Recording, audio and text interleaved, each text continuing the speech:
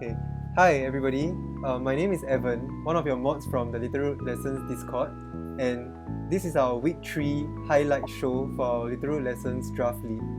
So as usual, I'm gonna go through all the matches that have been played, and then at the end there's an exciting part. I'm very excited to show the stats that I have collated from all of you guys, so we can see interesting stuff like how many sets each Pokemon has won, and then like how many times each Pokemon was brought into a game.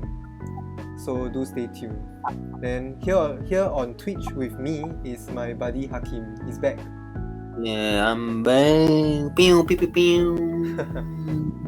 Okay. Well, I think we've been kind of busy in Singapore. There's like a public holiday last week. Then in general, there's nothing much to do because we don't have Players Cup to prep for, so we just go back to our own stuff like doing work. Yeah, so we've been quite busy. At the same time, I'm also joining like the Dojo Cup with Hakim, so at least we have something to do. But that kind of explains why I'm this late doing the highlight show this week instead of on a Sunday or on a Monday. And yeah. Okay, let's go through the SWOT group first. So the first matchup is these two players are 2-0. So you can see a pattern. The first spot here will be players that are 2-0, and then slowly down to players that are like 1-1, 1-1, to the end. That players that are then the last one will be players that are 0-2. Yeah. Then notably we have 3 players that are 2-0. So naturally one player gets paired down, whom you can see here in the third column. So let's go through the first match. It's between Pokert and Spencer. Then it's a Necrozma Dusk and a Mewtwo, so I would say the matchup is quite even. Then Pokert was able to win 2-1. What do you think? I think okay. I won't say no surprises here. Honestly, I think Viva Colossal put on an offensive front. I mean, I think Eliki for Electro Web. Yeah, very useful. Yeah, there's a lot of good tools here. I think it's just how do you put it? An adjusted pool in a sense where people usually have Eliki in scene. In this case, maybe Eliki Weavile, but yeah, of course Weavile Colossal right from the front. Yeah, just puts on so much damage output. And looking at Spencer's team, not many big combos to go for. I mean, Umbreon. I think Umbreon is proving to be very good, especially proven from the women's tournament. I think even yourself, Evan, you have proven. I've been enjoying. To play. Yeah, I've been enjoying using Umbreon. So for me, I think credit to Spencer. If what you mentioned is correct, he has went 2-0. Using like Dread. No, I don't see any rain. I mean, maybe there is some maybe tornadoes. Wait, this is Tyrian form. Okay, so it's not practical rain done. So I think kudos to him. He has went 2-0 coming into week 3 and getting one game off Pokert. I would love to see how this game went off. Results wise, I'm not surprised that Pokert won, but I think Spencer has been doing well to pull off some wins with this team. Yeah, totally agree. It's a very impressive run from him. I think the Arcanine and the Umbreon should have put in some work, to pull the weight of the team. Then one thing to note is that Spencer doesn't even have Fake Out, or he didn't bring Fake Out or Redirection, right? So I think he might have to rely on Thunderous, maybe Prankster, Thunderwave or something to try and control speeds. Yeah, so I think Viva Colossal is looking very good in this matchup, and sure enough, Poker managed to win. Okay, let's go on Yeah. to the next one. Carter versus Flying Skull. Am I doing this right? Nice. So, interesting. Is Yveltal and Palkia like it's like an even matchup as well. Blastoise and Cinderace also not too bad because Yveltal can, Blastoise threatens Cinderace. Then, then it's quite hard for Cinderace to just Dynamax also because he has a Carter has a Garchomp, right? I think based on this, Carter also is in a sense reminds me of the matchup between Marcus and I forgot who he battled. Now the Yveltal versus Palkia matchup. I think in his Oh week yeah, one. So in a way, this they are quite rather similar in terms of that. Although there's no strong fire water grass core under Flying Skull's team, but again, I think there's no surprise that Carter took the win, seeing that having Incineroar is really useful, to slow down the Cinderace. I think Raikou is actually faster than Palkia. He probably set up screens, to slow down the damage output from Palkia or Hydreigon. If Flying Skull, Ryan Scarf, Decorate to who knows, but then he has Fake Out in Incineroar, so generally I think Carter has a lot of tools, to control as both a control team and as a team to slow down Flying Skull.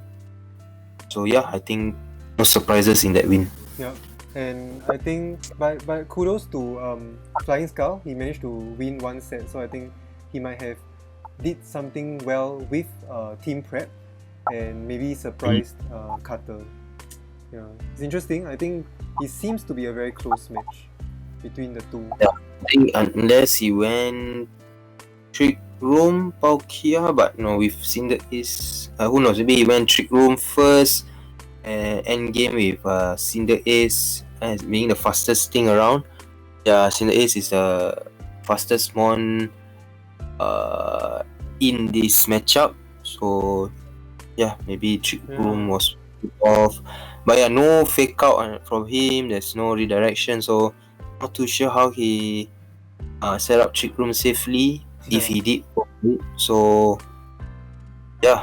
it's interesting. it's interesting how he took one set away from this. But of course, I think Palkia, if he went max speed Palkia, then Palkia is naturally faster than Yveltal. I think it's 100 base speed. Oh yeah, that's something that's very rarely known. Is naturally faster.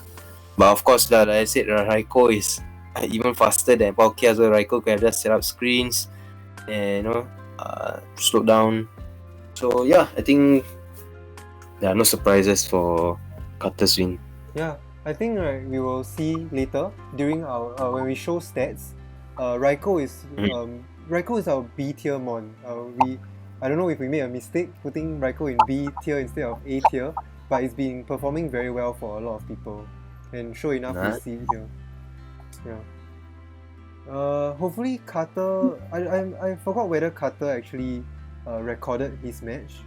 Then if he records the match, then in the future we will be able to see it in the Little Root Lessons server, the YouTube channel.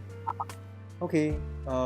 Next match will be Bauerdad's match. Then So, why am I scrolling so much? So this is between two players that are 1-1.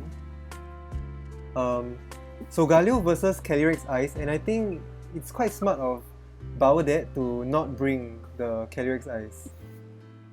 Like this week, I also had a matchup of my Solgaleo versus Sweet's Calyrex Ice, and and Solgaleo like had a dominant performance through it.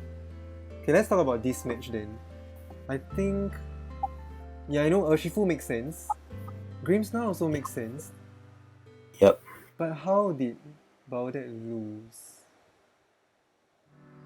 Think let me see here. There's no convincing like speed control on Baudet's side because Neil, maybe with Moltres, maybe with Meow Stick, should be able to control the game very well, right?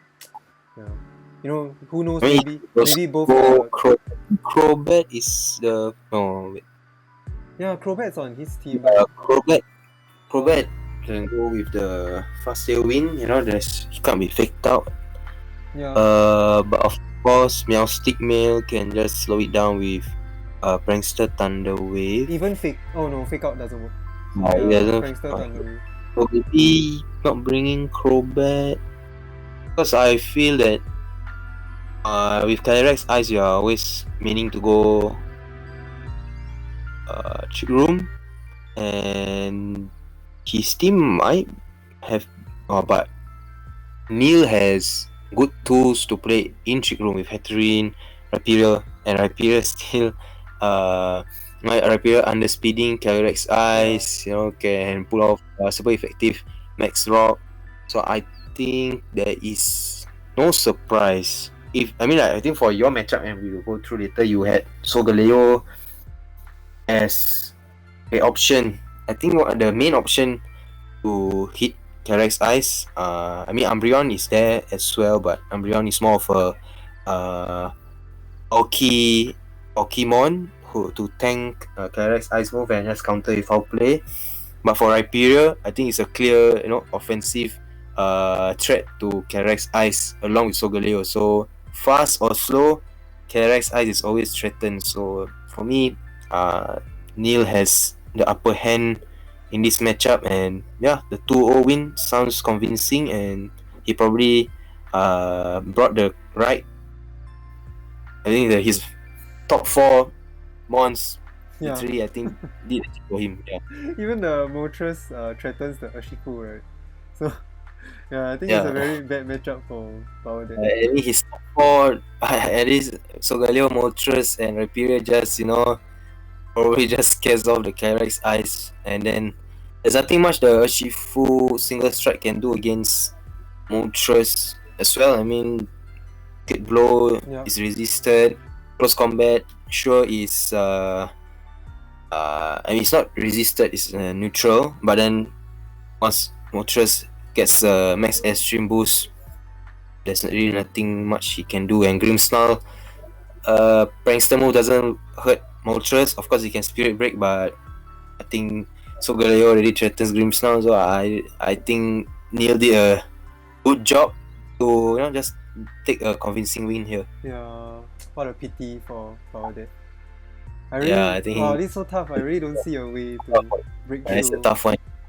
Yeah, because Gudra, he can slap an AV, but then Solgaleo can always just go with the physical, can go the physical mode and hurt Gudra on his weaker physical defense side.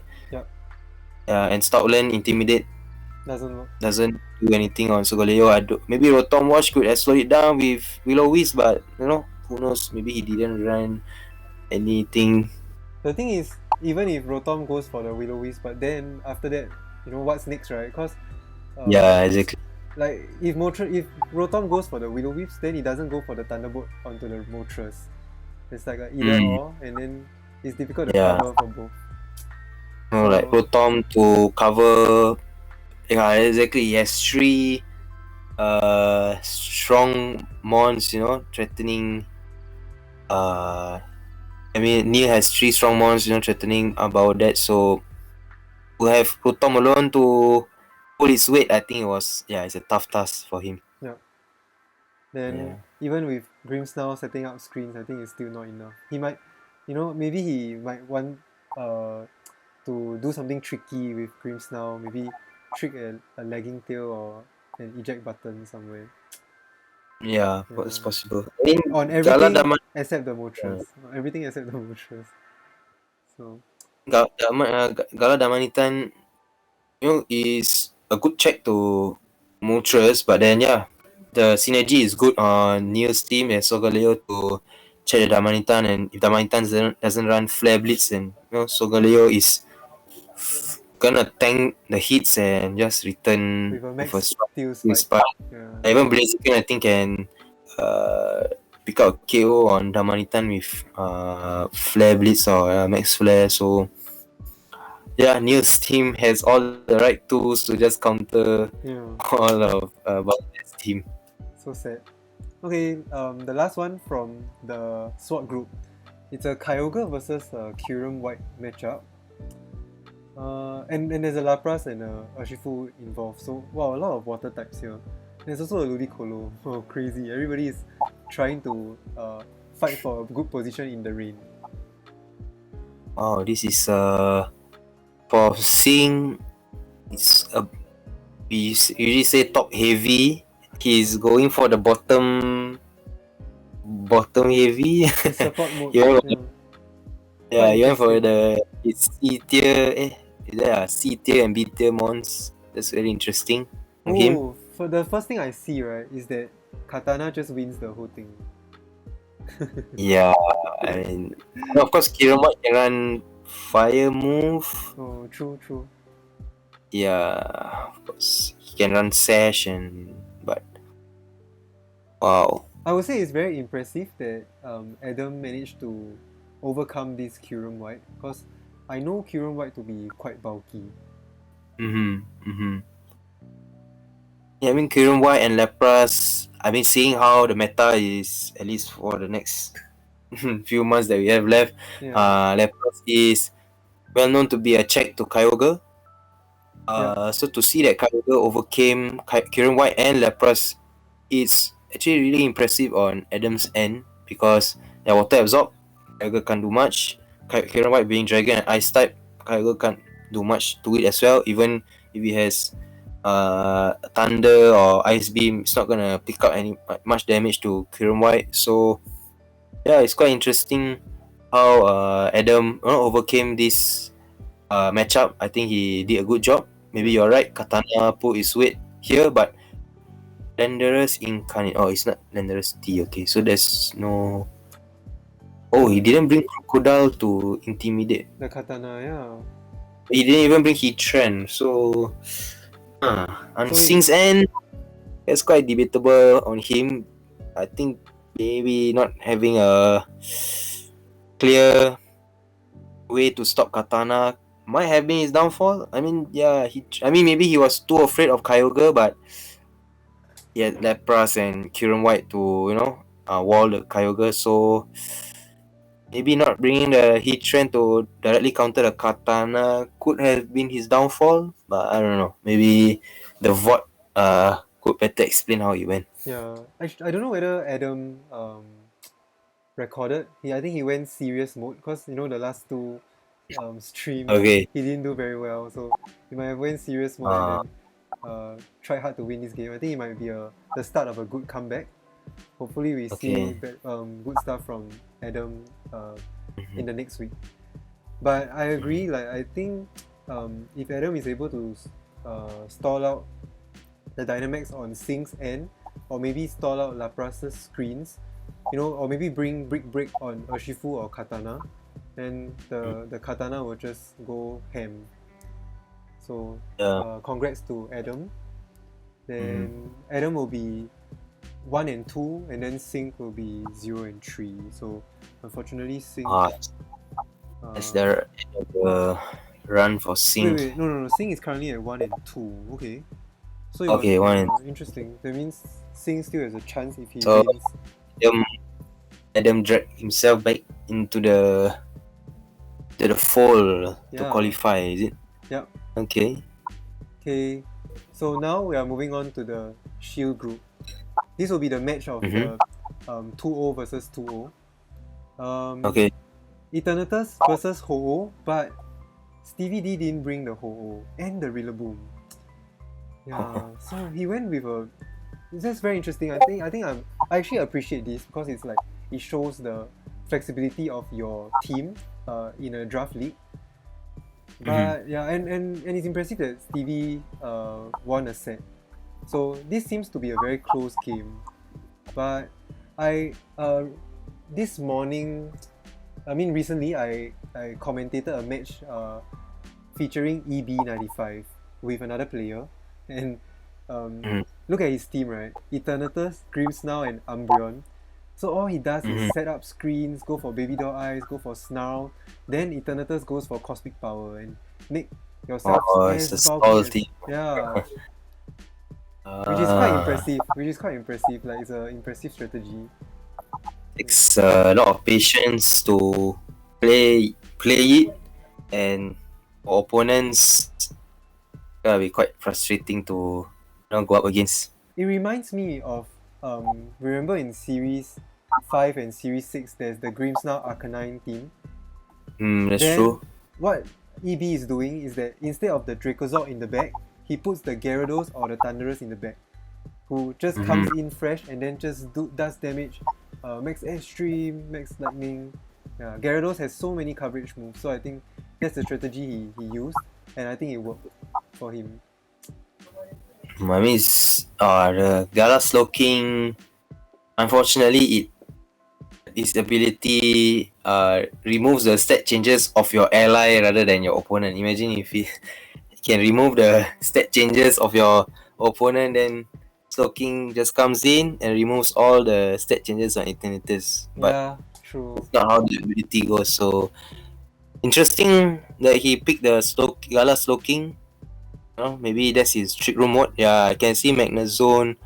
Because technically Magnezone was Eternatus.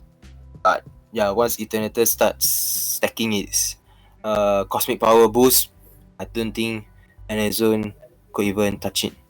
Yeah, he might have to, hi Ro, welcome to our stream. I think the Slowking might have to go for like skill swap onto Eternatus. Yeah. Yeah. But that's so specific, right? Uh, so I think I can. There's no surprise to me. EB won because Grimmsnarl and Umbreon. I think it was Dragapult. Honestly, Yeah, I can just do foul play, but I think Stevie's way to win was probably just beat up Terrakion and just quickly hit as hard as possible from uh turn one, beat up, and but of course he has Grimmsnarl to Thunder Wave, slow the Dragapult down, don't get the beat up, and yeah, Terrakion. So I think there's a lot of good control in Grimmsnarl on EB's end to prevent the Dragapult and Terrakion lead. So no surprise, honestly, because I can only see Dragapult hitting Eternatus strong enough. yeah, Yeah, but he has to be careful with the Thunderous Defiant boost as well. So yeah, I think EB brought the right tools to win Stevie D here. yeah. Before his match, EB came and asked me like for some thoughts. And I said the Dragapult Mm-hmm. Terrakion will be the thing to beat. Then he said it's okay, Mm-hmm. I'll give my Gyarados a Chatty Berry and then make it very bulky to survive like a +3 Terrakion, because the Gyarados is gonna intimidate anyway, right? That's true. So I mean, yeah, maybe it all turned out well. because I think once Gyarados doesn't need to put in any speed, honestly, because it's gonna be outsped by Terrakion and Dragapult anyway. Oh yeah, I mean the Gyarados is threatened by Rotom Wash, even Magnezone. Quite quite brave. He brought the Gyarados honestly, and no, it turned out well. So yeah, kudos to him. Yeah, he mainly just used the Gyarados as an intimidate bot, and Mm-hmm. like it's sort of like a some form of support, I guess. Yeah, Yeah, that's impressive. Next up, we have Jiggly Dreams, our first. Wait, is this our second Yveltal? Yeah, okay. second, another right. Yveltal again. So, second Yveltal matchup against Kyogre. I think we've seen this before in the previous weeks, Mm-hmm. and I think you should know, right, how an Yveltal can do well against a Kyogre.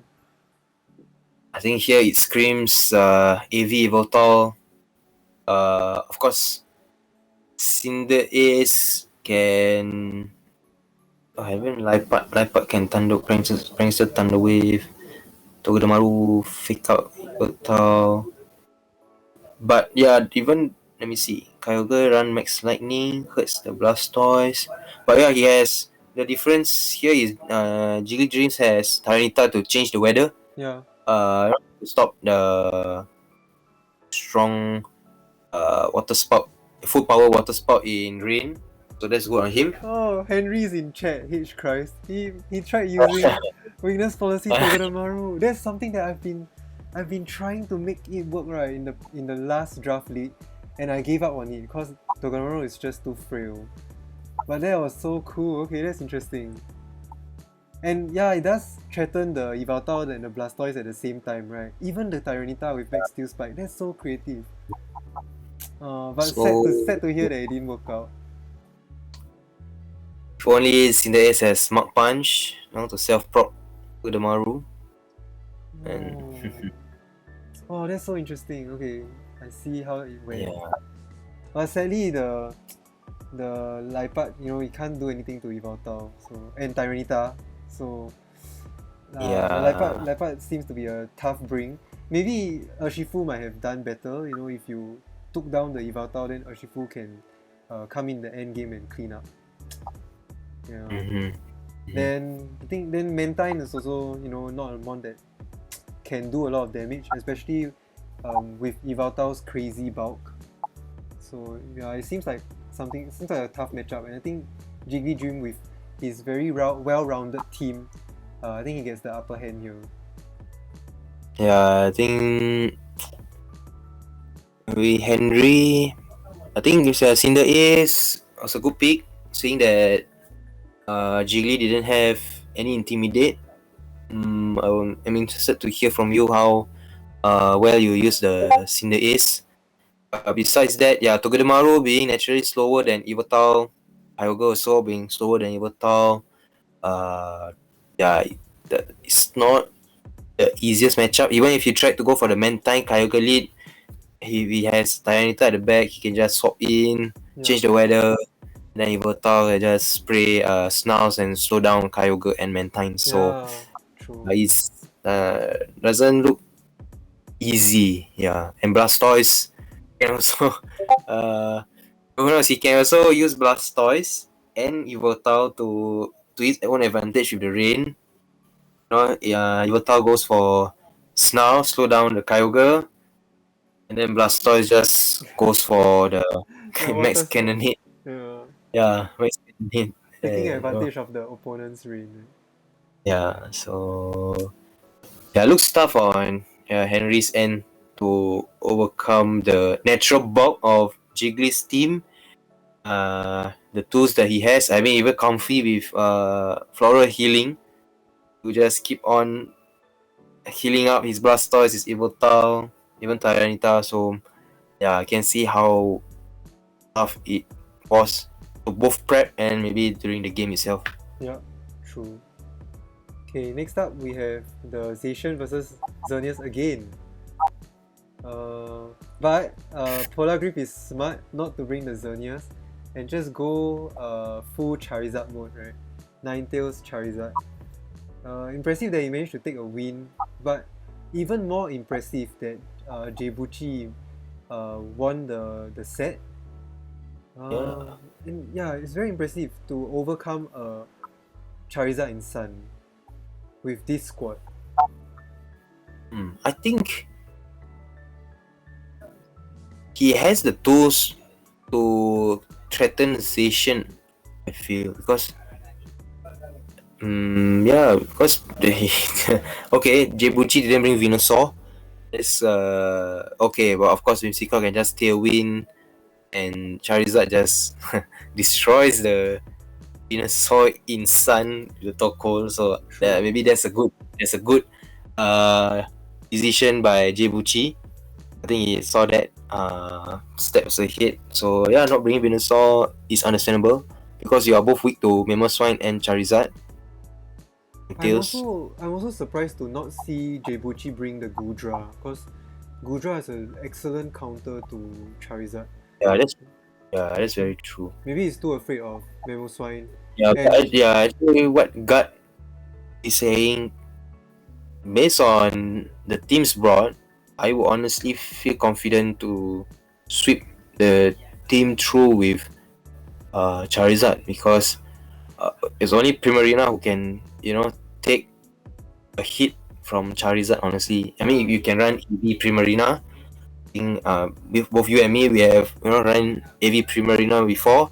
Without Sun, AV Primarina can deal with Charizard.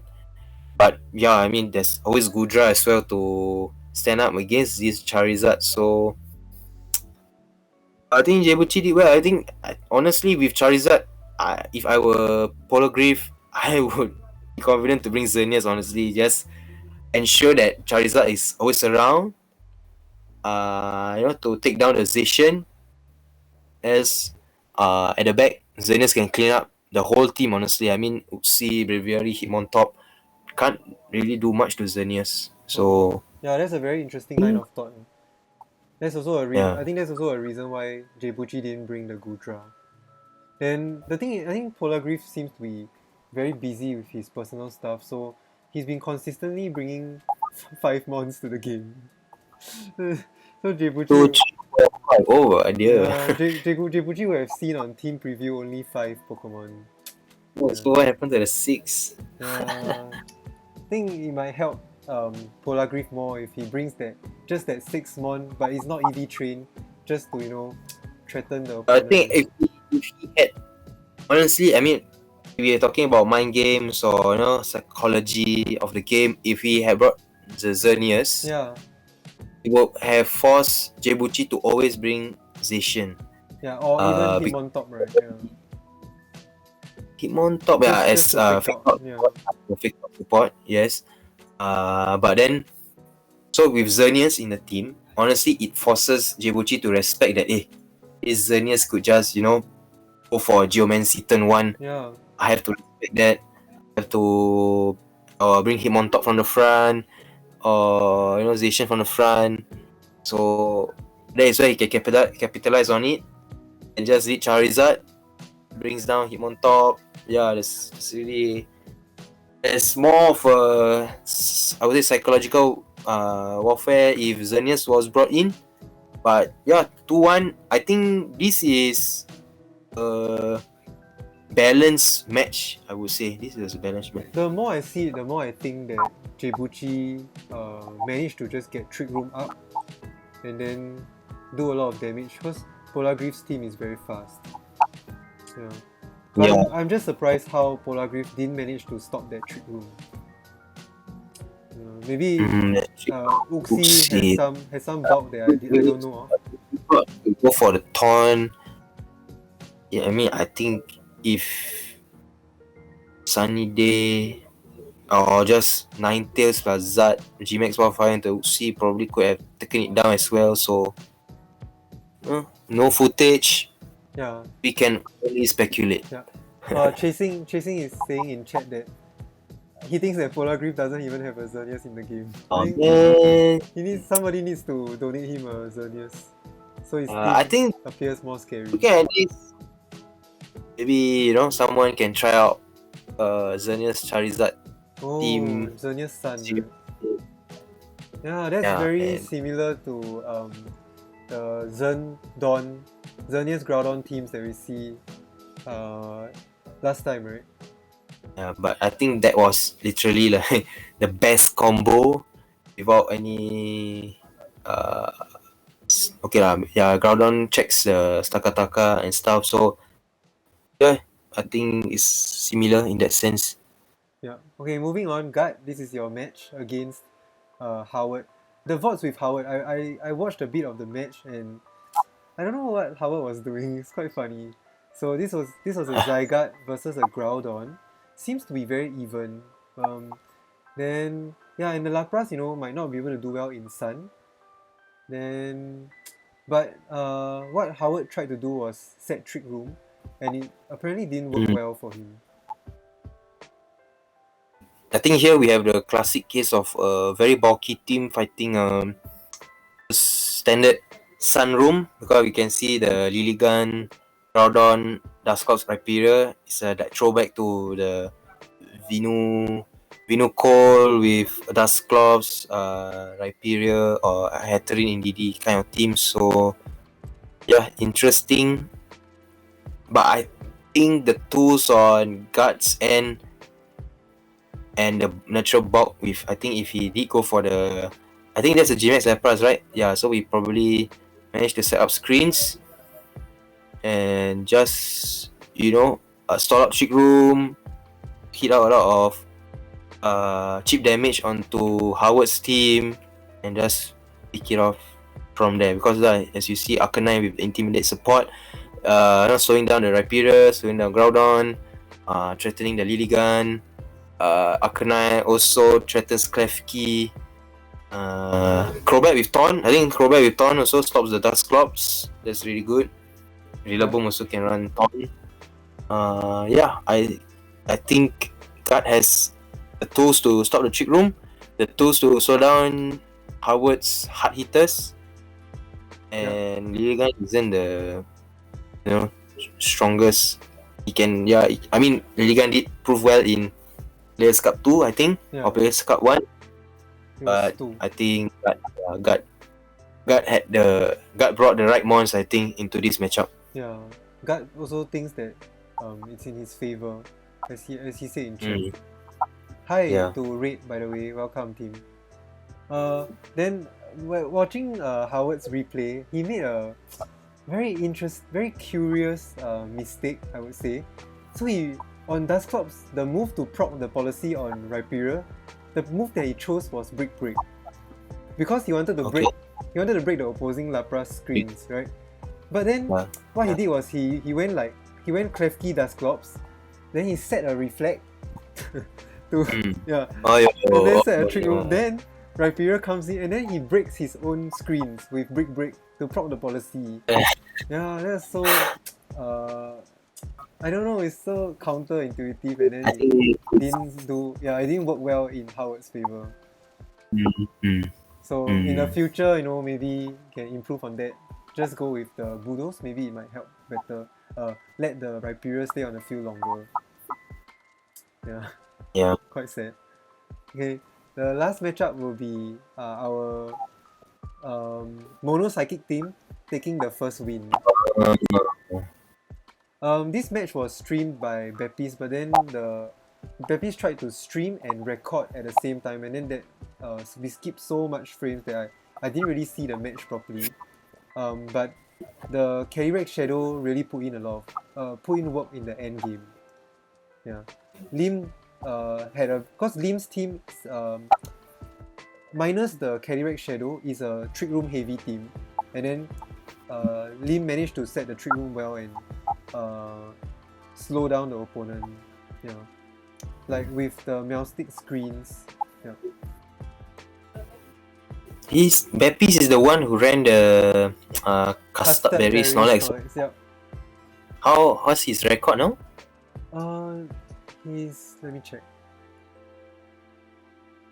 Where am I? Oh, I think you hide it, I think. Yeah. Okay, let me scroll back. 1-2? I think he won one game. Yeah, so he's 1-2. He's currently 1-2. I think yes. But looking at the mons brought, I think Lim has the upper hand, honestly. Stakataka, I mean, both teams are rather slow. Looking at it. Yeah, true. But Lim's team with the Stakataka is even slower. So I think he did well with the Stakataka. If based on how you describe the game, how it went, if Bepis set up the Trick Room for Lim, then Stakataka just deals a lot of damage. And if Sakataka, even Meowstic can go for Trick Room, Slowbro can go for Trick Room, Malama can also set Trick Room. So I think Sakataka probably did a lot of work to clear the Calyrex eyes. Of course, Bepis could have just went with Inidi Snorlax if he saw the Calyrex Shadow lead, and then Calyrex Shadow just can't do anything. But honestly, I think Lim has the Sakataka just being there enables him to wall most of the mons on Beppy's team. Yeah, the matchup seems to be in his favor. I think one big mistake Mm. that Pepis made is that I don't know why, but he brought him on Lee. I don't think him on Lee adds any value in this matchup, especially against a team of all psychic types. Mhm. Maybe just to hit the Sakataka once, but you really need to position it very well. And then both times, I think Bepis wanted to stop Trick Room, so he leads with Jellison and Hitmonlee. But then that's still not enough. So despite Jellison going for the imprison, Lim was still Mhm. able to control the game well and then get Sakataka in and Dynamax it later. So I good don't know. I job. think Beppy's. I'm just curious why he didn't bring the Pheromosa, because Pheromosa is naturally faster than Calyrex, right? Direct Shadow. He could have just speed swap and Yeah, true. go boot. If Lim led wrong, decided to go for a trick room, Hermosa could also just coaching and I think go for the glacial lens and hit off a lot of damage because Yeah, Karek's ice is naturally faster than Hatrin, Stakataka. Malama I think can't do too much to Karek's ice as well. And with the boost in defense from the coaching, he probably could tank some hits from Malama as well. So quite interesting why he didn't bring the Pheromosa, yeah, because kind of strange. even Pheromosa also could deal a lot of damage to Sakataka with 4 times super effective hit with the close combat to Sakataka. Could have just double it to stop the trick room, or maybe even slow bro. He could also run a bug move on Pheromosa. I think Pheromosa could also run Taunt, and it's not even Prankster Taunt. Could have stopped the trick room. So yeah, Yeah, interesting to see. Lim didn't even bring Hatrin, who has magic bounce, to set up trick room without being taunted. So maybe on hindsight, if he brought Pheromosa, would have helped him more. yeah, Just go agreed. fast rather than he could have just decided to go fast rather than playing under the trick room. Having the So having the what the step bug move against a mono psychic team, I think is very useful. mm-hmm, Mm. mm-hmm. Okay, Uh, that's it for uh the what group? Shield group. shield group. Shield. Yeah. So everyone is still in the running except for I think I forgot who is it, but yeah. But then congrats to EB and Jiggly for going 3-0. So next week they'll be facing up against each other. Mm-hmm. Okay, let's go on to the crown group. Starting off with my match against Sweet. He's sweet. Chat. Sweet's in chat. Result. Sweet. He said he had 3 teams against me, and then he brought the wrong team because he brought the team that is fully invested in defense, like so fully invested in defense. So I think it was a Sweet. make it sweet. I think he tunnel vision because my team really seems to be very threatening on the physical side with Sogaleo, Cinderace, and Regigigas, but I did not bring it. So what he said was he saw on team preview, what's going on? Why is there no Cinderace? Why is there no Regigigas? Oh no, this looks like a special attacking team. Yeah, so then furthermore he only brought Reflect on Mogram instead of Light Screen. He didn't even bring Light Screen. So yeah, but thinking back, there are a lot of opportunities that the Mogram could have just went for the Thunder Wave onto my Sogaleo because Sogaleo. I chose to max it all the time, and I didn't give it a Lumberry because I can't eat a Lumberry in front of a Calyrex. So I think if he were to just commit to dice rolls and then Thunder Wave my Sogaleo, I think there's a chance that the Calyrex can come back. Yeah. Mm-hmm. So it was quite scary going up against a Thunder Wave from my perspective. So for Sweet, maybe what was the ideal team that you had planned against Evan. You know, you were saying you had 3 teams, right? Which was the right? Was that the right team? Was that the right 6 you were supposed to bring, or there was another plan? I would say it was the team with the Landerers inside, because one of them had the Landerers. And I think the Landerers would stand a much better chance against. I mean, if the right team was the Landerers, then a bit unfortunate that you maybe misclick the team.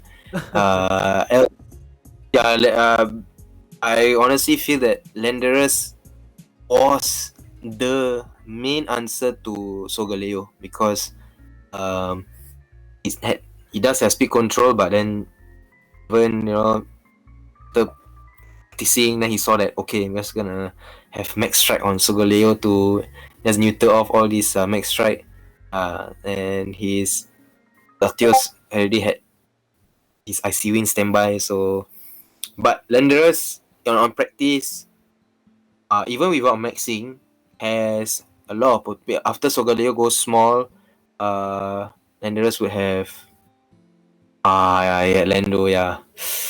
A bit unfortunate, yeah. Lando Sheer Force with Insane definitely would have been more threatening to Evan's team. Yeah. I would say you have stand more chance to pick up, to turn the games around, or not to deal offensive pressure from the start. Because I watched the game, yeah, it was without Landerers, Evan had the upper hand from turn 1 regardless of the leads, honestly, Yeah, from what I see. true. Like even if the Pheromosa were to make the Calyrex fast, I would just ensure that I always get my max steel spike, because I know Calyrex is always a physical attacker. So I think that shows the versatility in team building in draft league. I chose to fully commit to a special attacking Sogaleo, and I think it paid off. The one more thing I wanted to say was I didn't review the max strike on my Sogaleo at all, because I didn't have to. Yeah. I mean, the Butterfree, I mean, you are not wrong. That's just how the tools on Evan's team are. He always want to run redirection, and just nice he managed to get Butterfree as a redirecting flying type to protect his Sogaleo. Yeah. But I think you still have options to kill off the Butterfree, because with Max Airstream, I think even Incineroar with Fake Out, Pheromosa also can run Ton to hit the Butterfree, to stop the Butterfree. So I think you also had the tools to not be too concerned with the Butterfree. But That's yeah, true. who knows? Meet Evan in top cut, man. Yeah, and we'll And see how things go, right? meet Evan in top cut. In practice, the mixed Landerers really helped a lot. Like Landerers with Fly and then Earth Power, because then they will bypass Sogaleo's max steel spike. So that's interesting. Then before the match I was so nervous that what if Sweet goes super creative and brings a weakness policy Incineroar or weakness policy Landerers, then that would do so much damage to Sogaleo. Yeah. I think the solution to beating my team might be legit, right? It might be weakness policy Insane. Cause it Lepras then Aquajet. Can Lepras then Aquajet? I mean, he can learn no, it Ice. doesn't. You can learn Surf. Yeah, Yeah. okay. Scarf Surf. No, I'm yeah. not sure Does it if need Pheromosa has a priority move to proc. I don't think so. vacuum wave? I don't know if it has vacuum wave or not. Yeah. Cause thinking about it, right, when going into the match facing against Sweet, right, I was thinking, oh no, what if he brings weakness policy Incineroar? That will be super scary. He hits the whole of my team for super effective. He can even do good damage to Regigigas, maybe. Yeah, you never know. So that's just one thing that I was scared of. My future opponents might want to use this against me. Okay, let's move on then to. But for Sweet, I think for Sweet, I think I would love to watch you bringing the right team for this game, cause I think this was a potential to have been a wonderful game if you had just brought the Landers. But it's True. okay, you know, misclick happens. There's always next time. Yeah, Scarf Alchemy also very useful. I can't slow it down. I can't slow the Alchemy's partner down fast enough. Yeah. Okay. Next up we have Raid's in our chat, and he says he has footage. Yeah, I'll be excited to watch it next time. I think what we're gonna do is if you send the footage to us in Little Root Lessons, we'll commentate on the match and then feature it on our channel. So this is interesting. Yeah, I mean this is Zacian and Reshiram. So sorry Zacian. Yeah.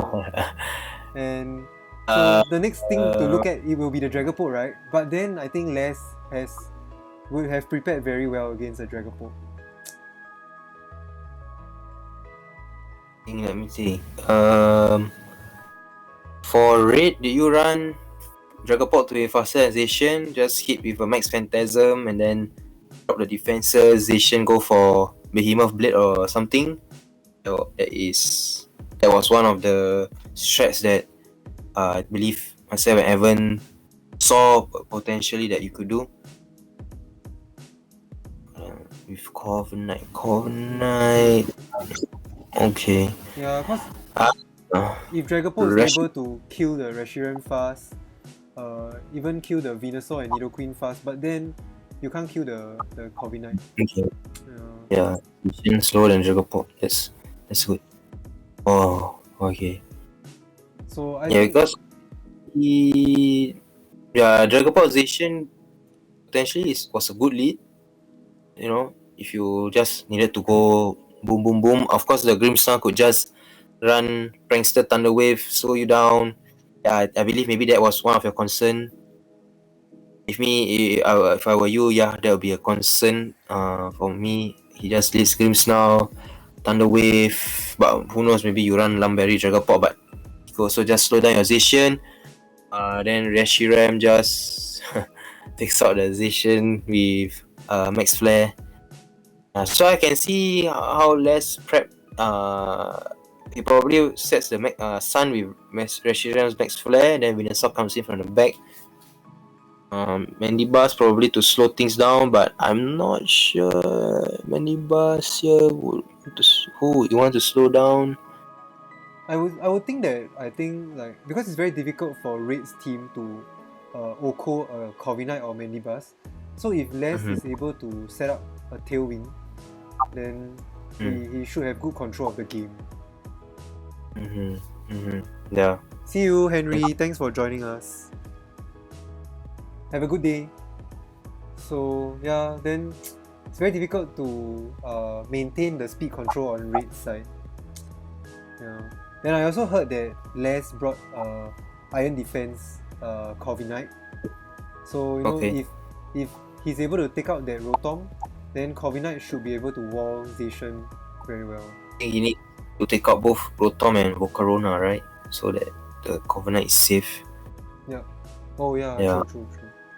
Yeah. So I think Mandibas did help with the Tailwind and the Foul Play. Ooh, Foul Play is useful. I mean, Nidoqueen endgame to fight Zacian could also be possible. I mean, depends on what the Zacian runs. I think if Zacian ran Behemoth Blade, he runs he needs Close Combat, play rough, or Wild Charge. Nidoqueen can take two of the moves. I mean, Behemoth Blade, I don't think it resists, but if Les managed to have Tailwind up and Nidoqueen outspeed Zacian, and Nidoqueen with Sheer Force could probably taken out Zacian in one hit. So, but I can see how this was a relatively, I won't say even, but yeah, that is a balanced matchup. But I think Bless on paper maybe did the right stuff with the Reshiram to threaten both Dragapult and Zacian. As long as he managed to get the speed control up, Reshiram can take down both Zacian and Dragapult.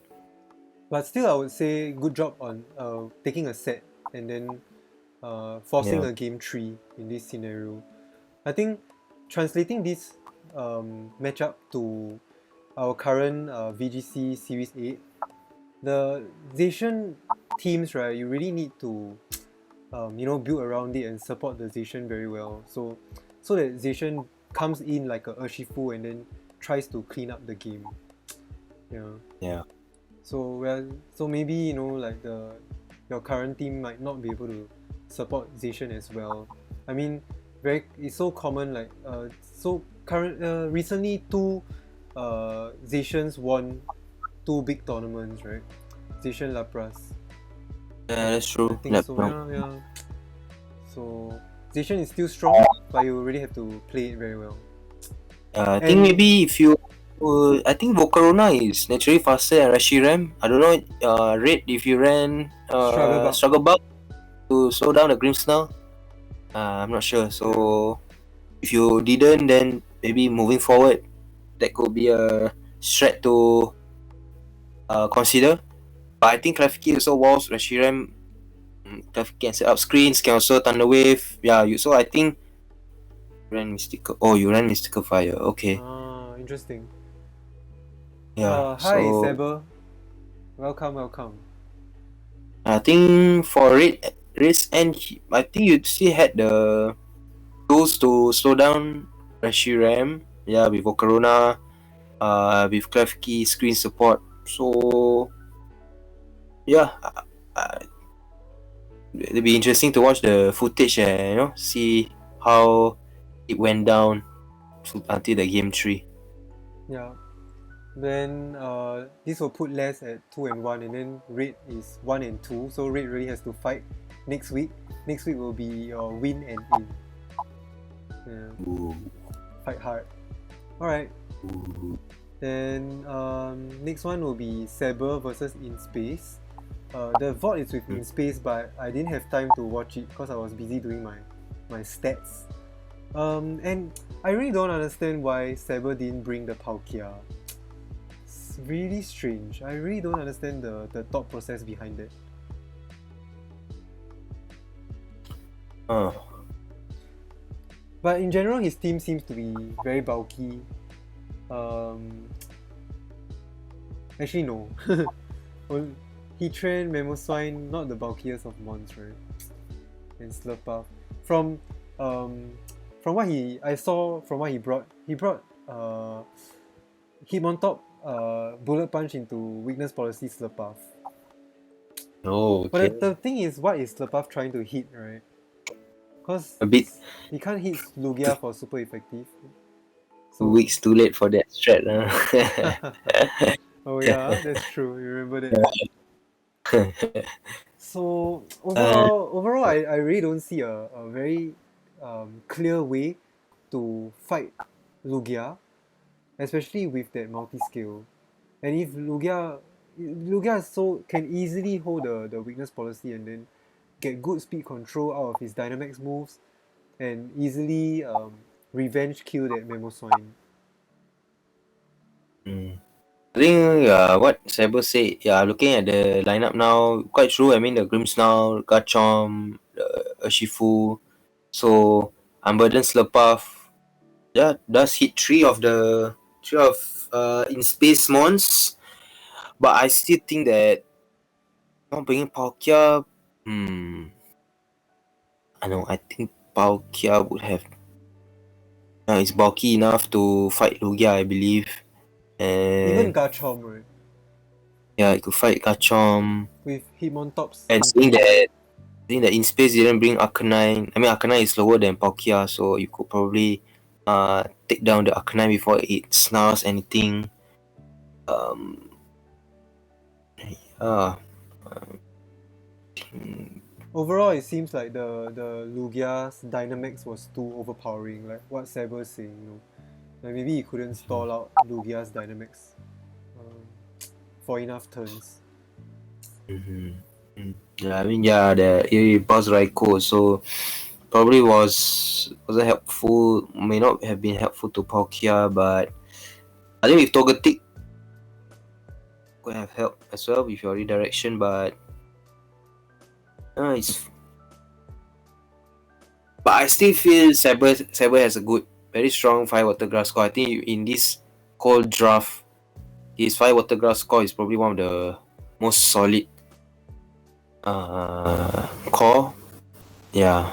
Yeah, I think bringing Palkia, Rillaboom, Heatran into this game should do very well. Yeah.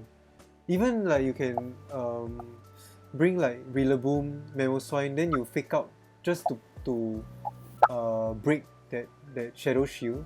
Sorry, the what do you call it? The multi-scale. Multi-scale, Yeah, yeah. then Mamoswine can just OHKO that Lugia. Well, that's okay. Like, I think we still have 1 more week, so you can take your lessons learned from all these matches and then prep well for the next week.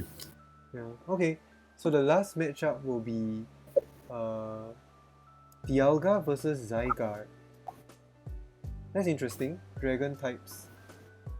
And Jinja's team seems to be a very trick room heavy team. Then Ru's team seems to just want to stop that trick room. Imprison Chandelier, maybe. And we see Tapu Bulu, that's interesting. And Tapu Bulu managed to win. Yes. Let me see, Tapu Bulu, wow. Tapu Bulu won That's Cover Knight. Wow. Tapu Bulu won interesting. Serena. Wow. Yeah, winning a Zygarde without ice moves. Or maybe the Araconi had an ice move, we don't know. Evan, Really quiet. your voice. Yeah, it might be because I'm not speaking into the mic and I don't speak that loud. Yeah. Oh, Jinja just got here. Cool. We are talking about your match. Not just you this. Oh. I think maybe people, you might have to pump up your volume. Yeah, okay. I tuned it up and I tuned Hakim's voice a bit lower. So back to the matchup. I think if Jinja was successfully able to set up Trick Room, I think he would do very well. Wow, wouldn't it be cool if you go bulldoze into Weakness Policy Dialga, right? And destroy everything. Yeah, I think. Because like Aaron Cybertron says, the best way to stop a Dialga is to always drop its special attack. And then I think Rue doesn't have those tools. Only Scrafty can snarl. Yeah. But Scrafty is slower than Dialga. True. So it seems to be a very commanding win. I think Jinja managed to prep well for the week. But I think Jinja has a lot of hard attackers in Trick Room, honestly. I mean, even without Trick Room, his Dialga thing is faster than most of Rue's team. I'm not sure Chandelier what is his speed stat, but yeah, I mean 80, looking at it, Dialga is I think naturally faster than the Chandelier. faster than a lot. And Botan I think is there to check the Cover Knight. And I think Jinja prep well. I think he identified the Cover Knight. Let me think. Cover Knight is max. It's not the S stream, right? It's Oh, true. It's the Wind Rage, the one that breaks screens. Yeah. True. But overall, if Jinja decides not to go Trick Room, Yaga can stack up its Max Steel Spike boost. Kill off the Scrafty first or something before it can snarl. And just maybe steamroll from there. And maybe end game of a Trick Room end game with Arakonit. Arakonit can hit a lot. Knowing it's water bubble. Yeah, it hits so hard. Yeah, it's so hard. So. And I think I spoke to Rue a little bit. Rue, he didn't perform very well in this league, and then he felt very down. And he did say that he made a small misplay somewhere. So the VOD's still with him. Then I encouraged him to post it up. So maybe we can take a look in the future. That's all. So that's all for our crown group. Yeah. Congrats to everyone. You still have a shot in this. And Zeno, what a waste. Where are you? But I think Zeno is still just busy. Like last weekend was Chinese New Year. So I'm the only player that went 3-0, and then there are a lot of 2-1 players that will be vying for our top 7 spot. Yeah, so of course only 7 in the group can go through to top cut. So our group seems to be one of the tighter ones. Yeah. So next up, the last group. Shadow. Oh my goodness, that is Eviltal's breakfast, man. Okay, so now we are in the armor group. And we see Kerryrex Shadow winning Solgaleo. Okay, Yeah. no surprise. The match was very close.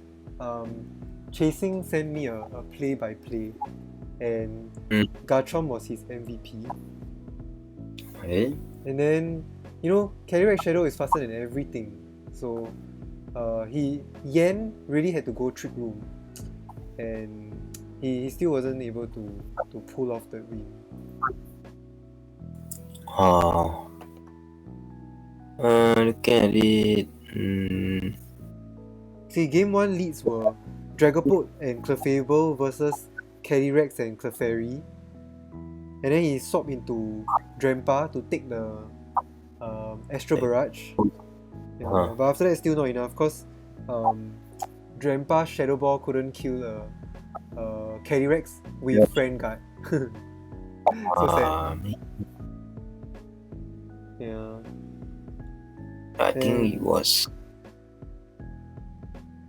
Yeah, with the redirection from Clefairy, even Dragapult Colossal lead wouldn't have been easy because it just redirect, and then Carrot Shadow, if he has Smart Shot, just max quick into the Colossal and take it down. I think Garchomp also being around with Clefairy, redirect Colossal moves, and then Garchomp max quick into the Colossal, take it down. Wait, what So, Colossal? No, right? Yeah, so I mean if Yan is, I mean that I see the reason why he didn't bring, which is I respect that he decided not to bring the Colossal. So Dragapult going for the what's that? For the full offensive set rather than no support set for Colossal. I do respect that. True. Then yeah, I think chasing the fairy is ultimately a good support for Calyrex. It just enables it to protect the Calyrex and then do as much damage as possible, kill all the supporting casts for any of the mons, and just take the win. I think rightfully so. Yeah. Then Chasing also prepared after you on Clefairy to do well in Trick Room. If Yan wants to set up the Trick Room, and it's quite sad because Clefairy speed stat is 35, Drampa speed stat is 36, but if you do the math, at level 50 they are both speed tying. So yeah, so there was a turn where he was able to go I think Jinx put Clefairy to sleep, but Clefairy was able to wake up in time to go for After You and then Astral Barrage. So yeah, that's quite sad.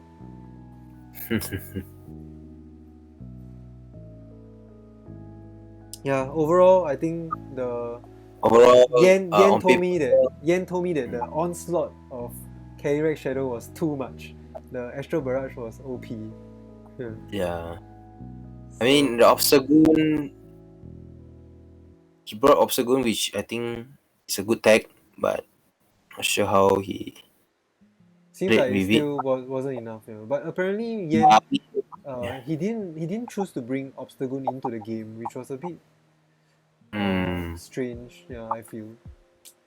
Maybe if he with better use of Obstagoon, because Direct Shadow can't just max Phantasm because of the possible Defiant boost.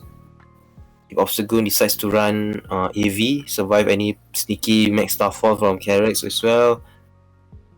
Then after that, just Snarl or just retaliate with I think Obstagoon learns Snarl, right? Does he learn Snarl? If he does, then slow down the Carex. I don't remember.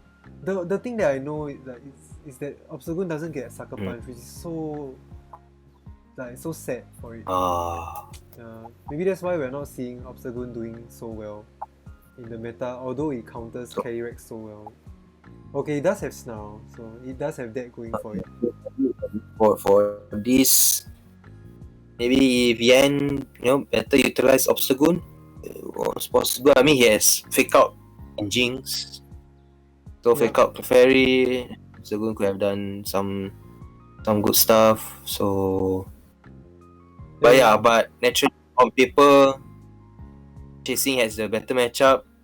Winning 2-0, I'm not surprised. Yeah, and then one last thing to add is that I think Chasing prepped his Garchomp well with Max Steel Spike, and it survived a very clutch move from, I think it was either from Dragapult or from Solgaleo, and with that Steel Spike boost, and then it helped him further in the game.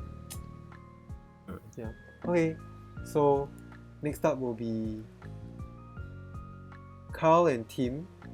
This was I watched this match, Carl stream live, and it was such a fast match. It's just a couple of hard hitters, then they just Dynamax, then they just go boom boom boom.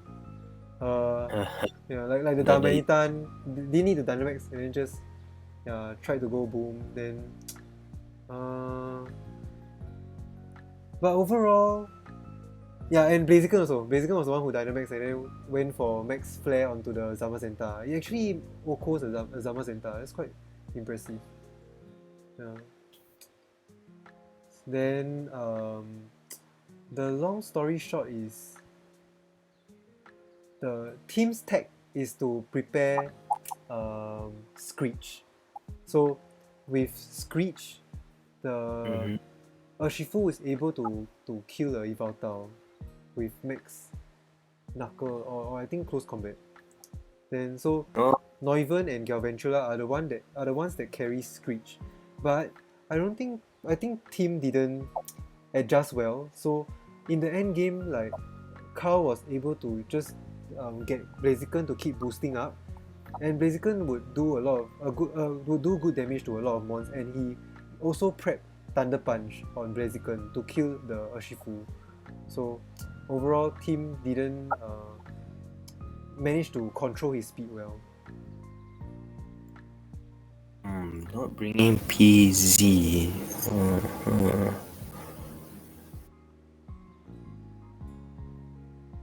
Oh, okay, just now the Garchomp with a Steel Spike boost survived a +2 Sun Steel Strike from Solgaleo. That was so clutch. Wow, nice. Yeah, Chasing. So back to this match. If you guys are interested, you guys can watch the point of view from Carl in his Twitch channel or coming soon on our Bitterroot Lessons YouTube channel.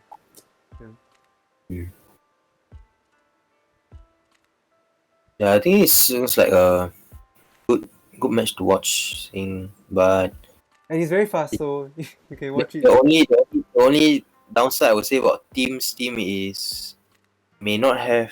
I mean, he, as you described, he has Screech, to help lower the defenses so that his physical attackers could do more damage. So I think that's really smart of him. Because without those creatures, I don't think he brought very oppressive mons, from the front to deal a lot of damage. Yeah, maybe there's Quick Kiss. He didn't bring PZ, so maybe the Screech was a good tech. But again, Yveltal proving as I predicted, Vital to be number one. And the natural bulk of the team, good synergy. Fire water grass, Magnezone. I think able to.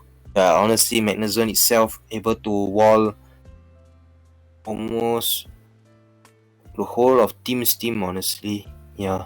Yeah, So Carl was actually very excited to use the Magnezone, but team managed to, if you screech the Magnezone, then the body press won't even do damage, right? So, and also Zamazenta threatens Magnezone with close combat.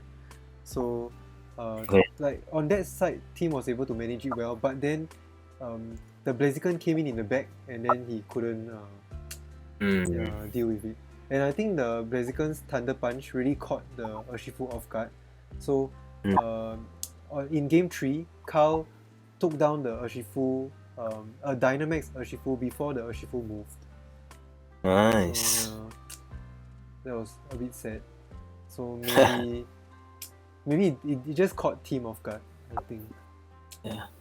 So I don't really remember the match, so I'll go back and watch it as well.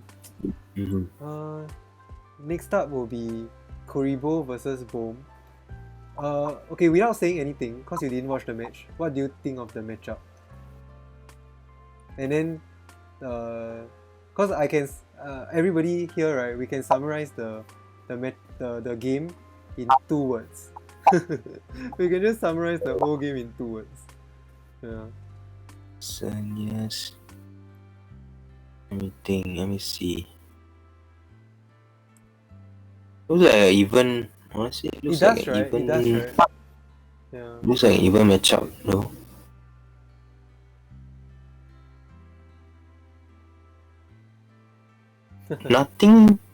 Nothing hits the Xerneas, honestly. So I would expect Xerneas to be able to clean up the game. That's true, right? So the thing that Kuribo brought, you can see in chat, is Tapu Lele with Magic Room. Okay. It destroyed Xerneas, man. Scarf. So he went for the Scarf Magic Room, and then it's quite amazing because after you go for the Magic Room, then your Lele can start to press damage because it removes the Scarf itself, right? Yeah, so I think Bohm wasn't prepared for it. I don't think he is aware that there is such a threat, because this Tapu Lele with Magic Room was something that happened in, I think 2018 or 2019, right? The one with Xerneas. Yeah, so 2019. Sadly, Bohm didn't he didn't see it coming. Then it was such a commanding game from Kuribo's side. Kuribo was also praising the fact that Magic Room also helps to slow down that Metagross, because without Weakness Policy, the Metagross isn't doing that much damage, and then Lunala is able to hit Metagross really hard and not even worry about the Weakness Policy. So sadly, I think Bohm was just caught off guard, and this goes to show that the prep work in Draft League really pays off. Yeah, because let's face it, in the current meta, I don't think Tapu Lele is doing very well, and to add on, I don't think Magic Room Tapu Lele will do very well in the current meta. Yeah. And there's no need for it since Xerneas has just been thrown into the Shadow Realm. Yeah, so sad. Then but maybe I would. Yeah, maybe it'd be nice to see how Bohm attempted to adjust to the surprise Magic Room in game 2, because I still think it's possible for Bohm to, play around Magic the Magic Room, because seeing game 1, if Kuribo went for Magic Room, and game 2, because So, Metagross is what happened was, you see, logically then Bohm would have went for the Trick Room option, right? But then Kuribo was well prepared with the Glastrier, because Glastrier is Yeah. slower than the Delmise. So even if Delmise went for Max Steel Spike, then still unable to match that power of the Glastrier. So that's what happened in game 2. Okay, so yeah, I think Kuribo's end very well done, very well prepared. For Boom 2019 had to adjust your mind to 2019. Yeah. Okay, next up we have Bees and Ro. This seems to be very even. Necrozma, Dusk, and Dialga, Inteleon, and Blastoise. Oh, against Sand. Dialga against Sand. Wow. Yeah, insane. Wow, how did he overcome the Tyranitar and Excadrill? Oh, yeah, I remember what he told me. He told me in caps, Blastoise did work. Yeah. Okay. Needy Blastoise, I assume, or Yeah. Mimikyu Needy can just Blastoise. burn. Mimikyu can just burn there's Crafty as well, so he can slow down. Probably managed to slow down the or even the Necrozma does with Crafty recycling the intimidates. Drift Beam, let me see, how does he proc the Unburden, because he could also go for Will-O-Wisp. Yeah, I think there's a lot going for Rose End to slow down Beast team. True. Yeah, Hmm. so I think it might just be a Blastoise sweep, because um, if Bees didn't prepare the Excadrill well, then a +2 Blastoise might even outspeed the Excadrill in Sand. Yeah. Hmm. So It was a Blastoise sweep. yeah, he was okay. So it's so sad to see a bulky Necrozma like not being able to overcome the Blastoise. Yeah. Oh, he told me that he didn't prepare for Gmax Blastoise at all. I see. Yeah. Oops. That's also the thing about um, Sand teams. Last time in Series 5, I really don't understand why people build their Sand teams with Incineroar and Arcanine. Then it's a 3 times weakness to water, you know. But like they do have good results. So like maybe that's why it's trending. But overall I really don't like I don't personally like the fact that you build a team with 3 water weaknesses. Yeah. Hmm. And it's shown here, like against the Blastoise. I mean, back in the Series 5, the standard Sand team would have had Among Us, Togekiss, and Dragapult. So I think those three were with redirection, were able to just slow down all this. So a hit off damage at the same time protecting this weak to water types with the redirection, I feel. Then of Yeah. course there's Dragapult who resists water types. There's Phantasm, and then pick up the KOs. So this was a different Yeah, but for this story. one, for this one, it's just I think Beast doesn't have a clear answer to Blastoise. Yeah. Yeah. I think that's what went down. So next Mhm. up, Calyrex overcoming Zacian. Nice.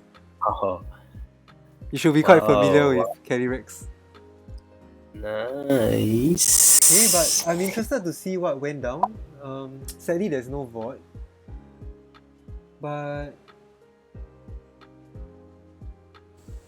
Okay, wow, Gengar could have went for prison trick room because Togetic follow me trick room, but of course, yeah, the Gengar could have just.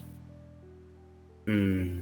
it seems to me like if KS Knight is able to take out the Raichu fast, then the Zapdos will just do very well. You know, the Zapdos can go burrow. Kanto Zapdos. Yeah, true. But I think slow had the tools to stop Trick Room from going up. Yeah. Not sure. Oh, yeah, because there's no way for Calyrex to go fast. Does Blacephalon get speed swap? No, right? No, I don't think so. Man, that would be crazy. Oh, Yeah, no, but it I doesn't. think sure because yeah, Slow could have Slow had fake out onto the Calyrex eyes. He has imprisoned Trick Room as well. Interesting.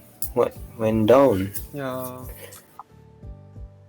But I guess KS did prepare well, and I think Hmm. he shows very clearly, how he managed to win.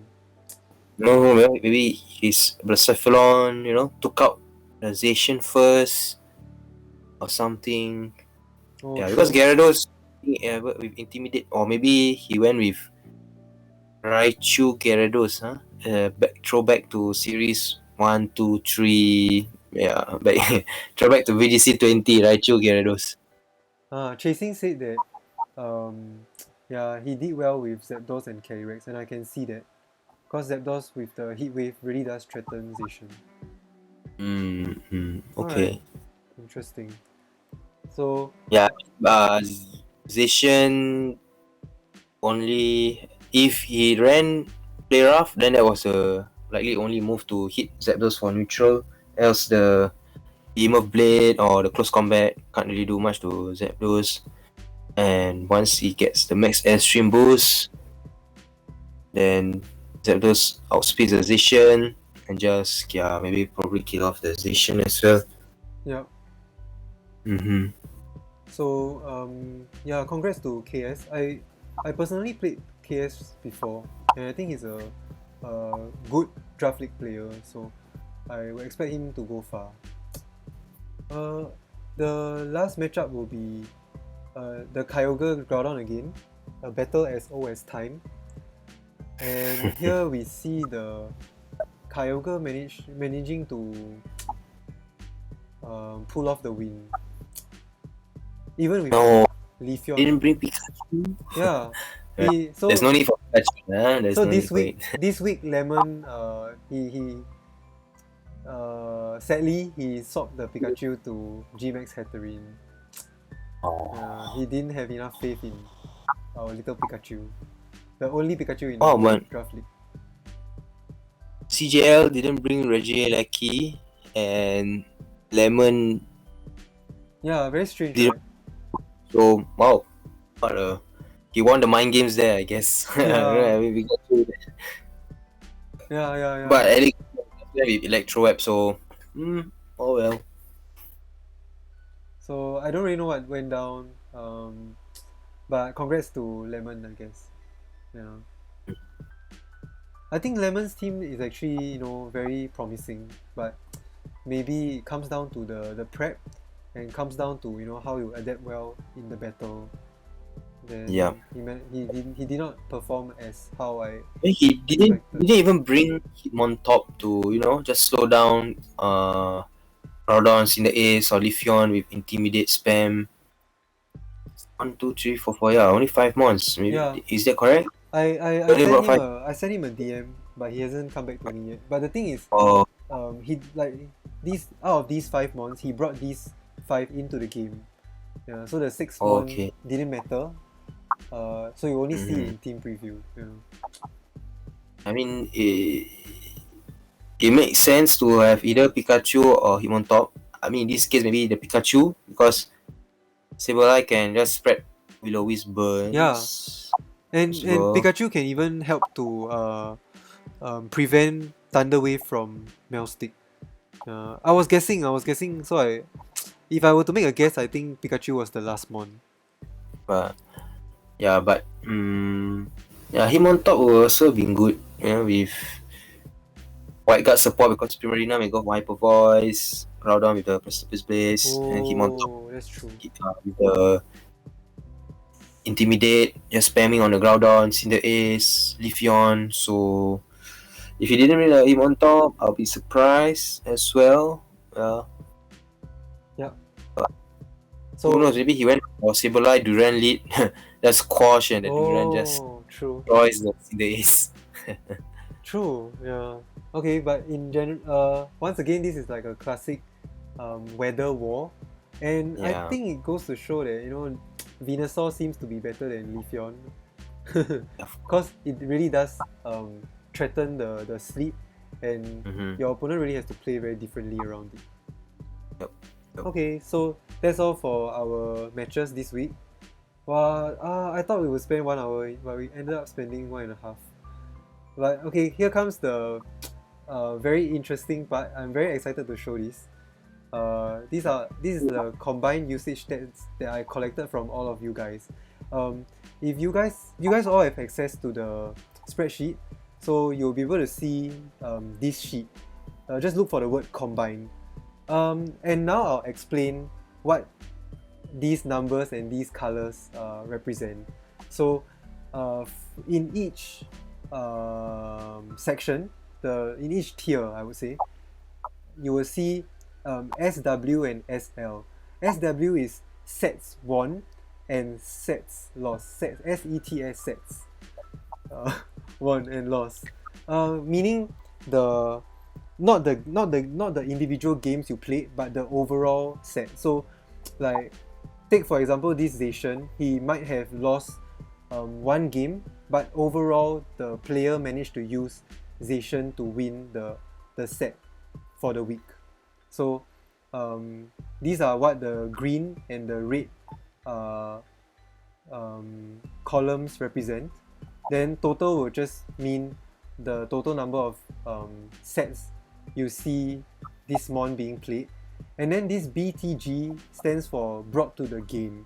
So if Zacian were to be in 10 sets, this means that maximum it will be in 30 games. So seeing this 21 over the 10, it shows that most of the games that Zacian is played in were only 2-0 games, right?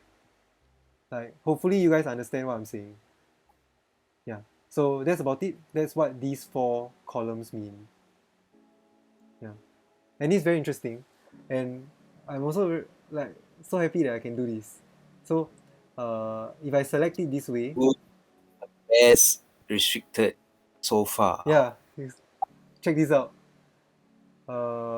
Yeah. Look at You have okay, to yeah, do your okay, magic. there it is. The magic. Look at that. What's this? Ivaltao with 11 sets won and 0 sets lost. Oh, come on, Ivaltao. Somebody end the reign of Ivaltao, please.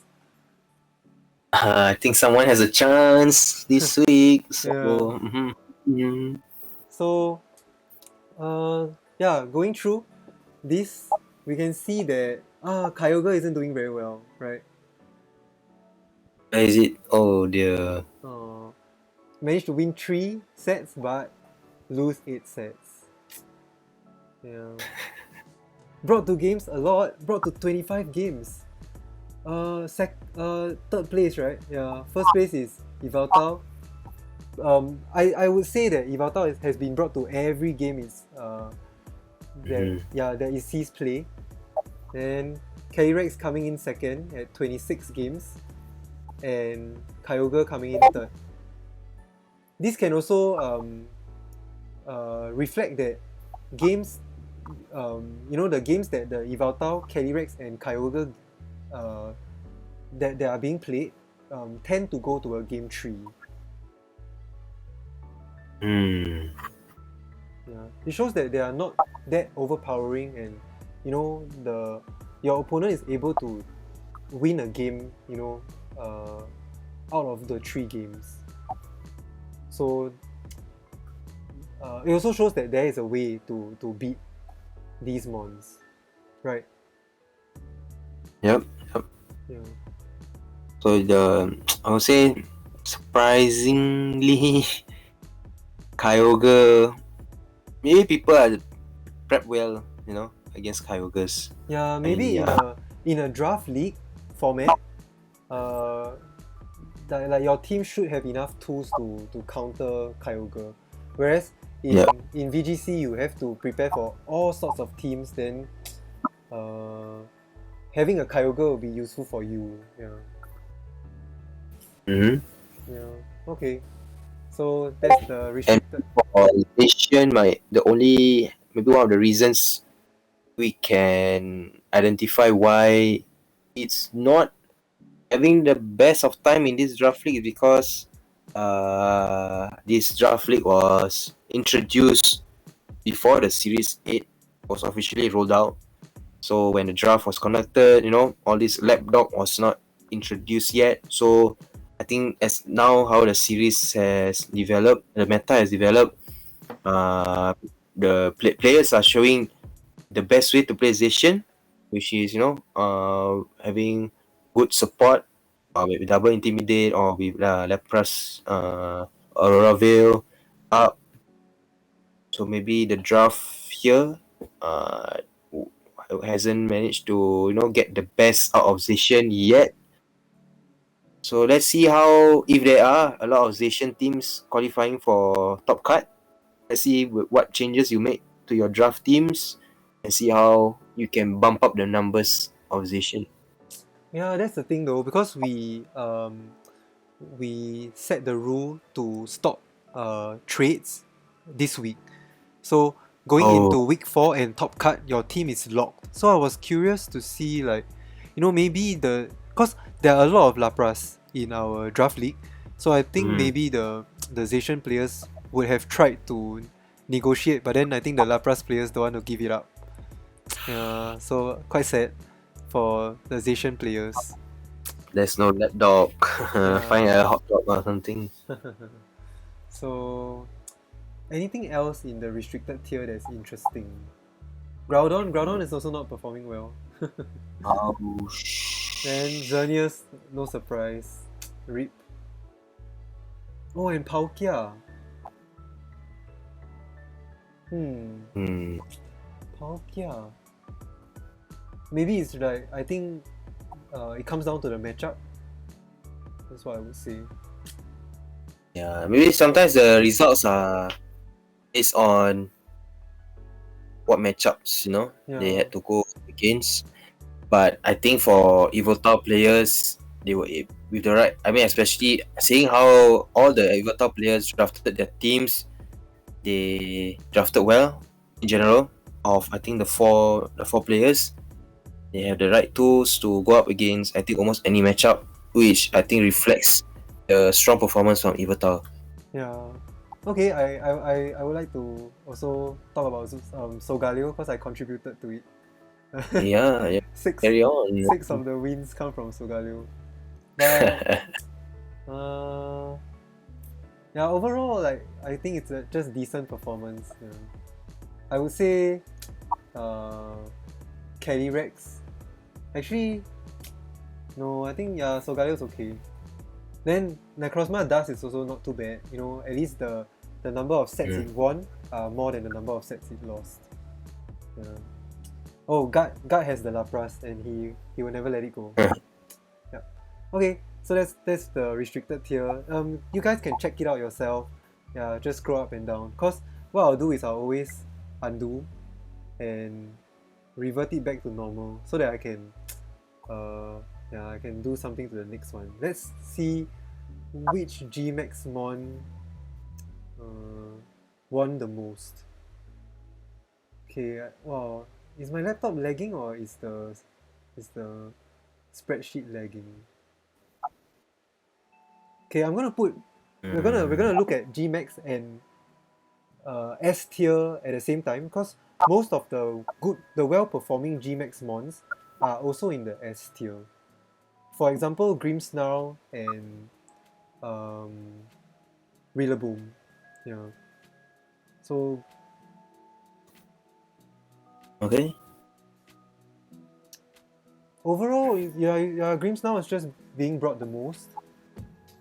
Grimmsnarl and Lapras being brought the most. Well, Incineroar, no surprises there. I Yeah. think they are always. I mean, for Incineroar, always has been number one Mon in even the standard meta. Oh yeah, 5-1 is a good record for Incineroar. Shows that he's Yeah. been supporting his team well. Let's talk about Yep. Grims now. Let's talk about Grims now. I think overall positive record, so that's a good thing. I Cause think it's showing how versatile Grimmsnarl is as a support mon. Screens, disruption with T-Wave, with trick lagging tail or trick eject button.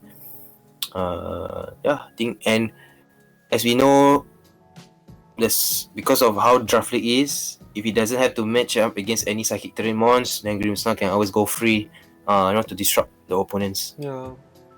So overall, 10 wins from Grimmsnarl and 6 losses. I would still say it's a positive record, and I think it shows that Grimmsnarl is really useful. Yeah. Then Rillaboom is a bit lackluster. 5 wins and 3 losses overall. And not seeing too much play. So that's interesting. Yeah, maybe it's just the nature of how Draft League is, because in standard meta, because of prevalence of Lapras and Kyogre, and yeah, Rillaboom pretty sure will do well, to as hard counters to these two bulky water type mons. But yeah, in terms of Draft League, there's only a handful number of Lapras, handful number of Kyogres. If Rillaboom doesn't go up against them, maybe that's why they weren't brought in a lot. They Yeah, didn't manage. I think Also in terms of there's nothing much offensive grass type would want to hit like on most of our draft league teams. Yeah. Like for me, I don't think I have any mon that's weak to grass on my team. So sad. Sad for Rillaboom. that's that. Yeah. And Yes. I want to say that Cinderace isn't doing well. Yeah, it seems to be quite one-dimensional, I guess. It's being brought a lot, but it didn't help to win that many games. Yeah. Overall, 5 wins and 4 losses, so not a very good record for Cinderace. And same goes for Urshifu. Yeah, Urshifu hasn't been winning a lot. I think like I think it's really the matchup rule. If they don't, go up against the ideal matchup, because there's only a handful number of Red Shadow. yeah. But in general, I will also say that it's because of the format of Series 8, right? Like Urshifu Yeah. seems to be dropping a lot cause Zacian is Series around, 7. everything is faster. Yeah. But in Series 7 it was the king, right? Yep. So Even Alec, Reggie Aleki only 1-1. yeah, the thing is that Ileki wasn't drafted a lot because most of us think that you don't really need to go that fast, right? Yeah. Even with a Dragapult or Pheromosa, you should do well enough. Yeah. Then, I think the trend here we see is, as Kyogre doesn't do well, even Tornadus doesn't do well. oh, true. Wow, but I really like this. I really like to see this. Like it's so interesting to see that the sort of the meta we have here reflects what we are seeing in Series 8. Yeah, especially this Urshifu. So sad. Really not doing well. That's good. I mean, no, Ishifu should be doing well so that they could nerf the Wicked Blow. Oh, that's sad. Yeah. That's fine. They're bringing back Series 7, so we have time to prove that it is broken, and hopefully by the next games, Gen 4 Remix, Shifu will be. Yeah. The last thing to note for the Gmax tier is the good positive record of Blastoise and Colossal. But not Charizard. Poor Charizard. So I would say like it shows that the residual effect of the Gmax move is very valuable to most players. So good job to Blastoise and Colossal players. And anything interesting in the S tier? I mean, as usual, in DD is seeing a lot of usage, the most usage out of S tier, but not really performing well. So it's quite curious.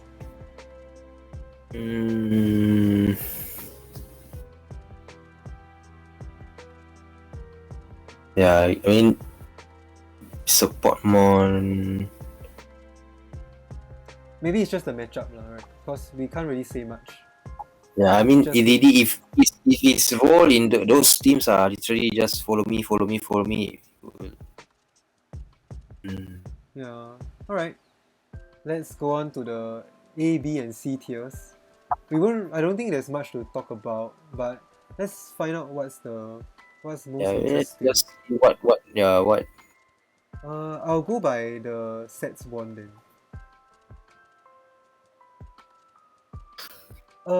I'm not sure if you guys are able to do this in your respective Google Sheets, because I'm the one with the admin access. So tell me if you guys are not able to do it. Yeah. Let's see. Good showing from Primarina. Wow, look at all these mons that are on top. The win-loss records are very impressive. Garchomp. Chasing, are you still here? Look at that. Garchomp, 5 wins, 0 loss. Damn. I think it's all the work of 2 players. Yeah, seems like it. Okay, impressive. I do have faith in Garchomp in the meta. Okay, Sylveon also 3-0. Flawless. Wait, look at that. Whoa, I'm jumping to B tier now. Raikou 9-0. Oh my god. Well done. Wow. I mean, it makes sense, right? I mean, like Comfy, Raikou, they are in a lot of the Yveltal teams. Yeah. Oh. Wow. Okay, we have really a couple of flawless mons here. So Raikou and Yveltal being the most dominant of all. Yeah. Nice. Well, for those of you who see your mons, yeah, who for those of you who see your mons over here, going undefeated, then just give yourself a pat on the back. Very impressive work. Yeah. Good job. What else is interesting in the A tier? Arcanine is seeing a lot of usage, but sadly not doing very well. Because it's not, it's not an Incineroar, right? Mm-hmm. Yeah, Gut saying Raikou is so good for a draft league. Going forward, we might just push Raikou to the A tier. Because it might be a mistake putting Raikou in the B tier.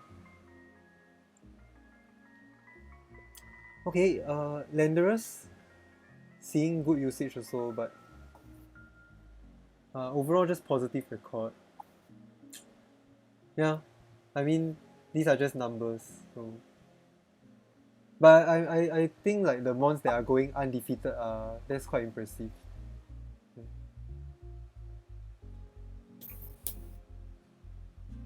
Oh, Yeah. Volcarona here, going 1 and 6. It's quite sad.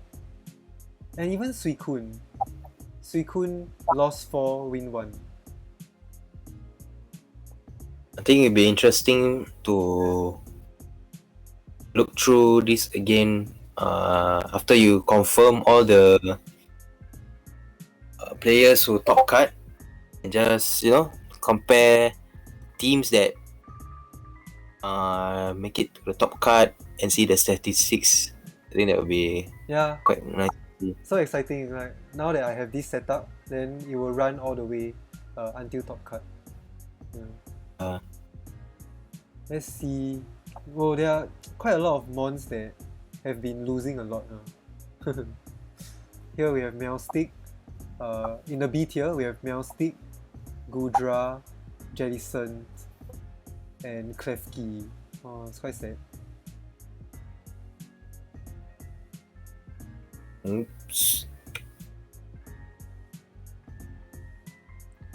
Yeah, but I think currently, like, at this stage, only 3 weeks into games, these mons from the A, B, and C tier are, they won't really tell us much. So they're just there for us to, it's just interesting to look at.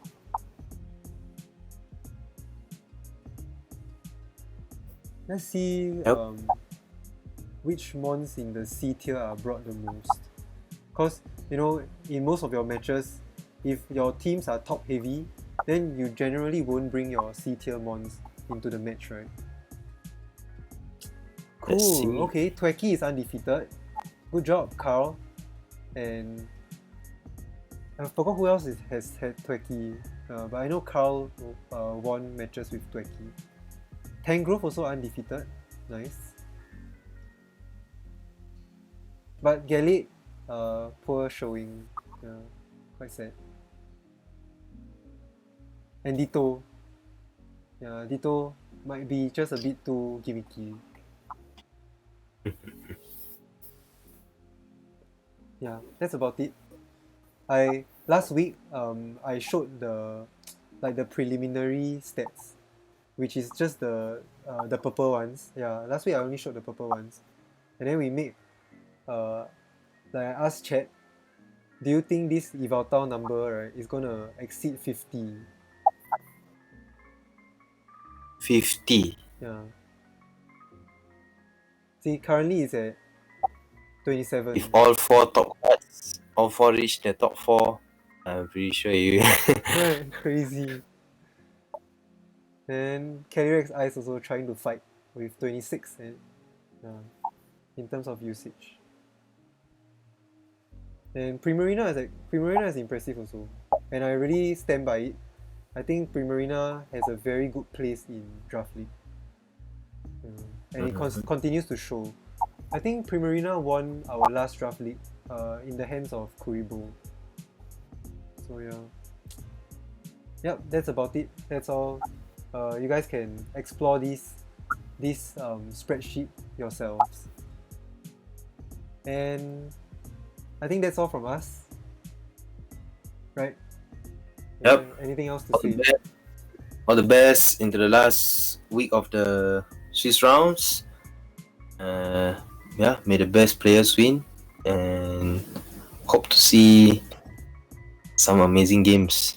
Yeah, I think if we are able to, I think we'll cover all of the top cut matches, especially in video, and we can feature it on all our YouTube channels.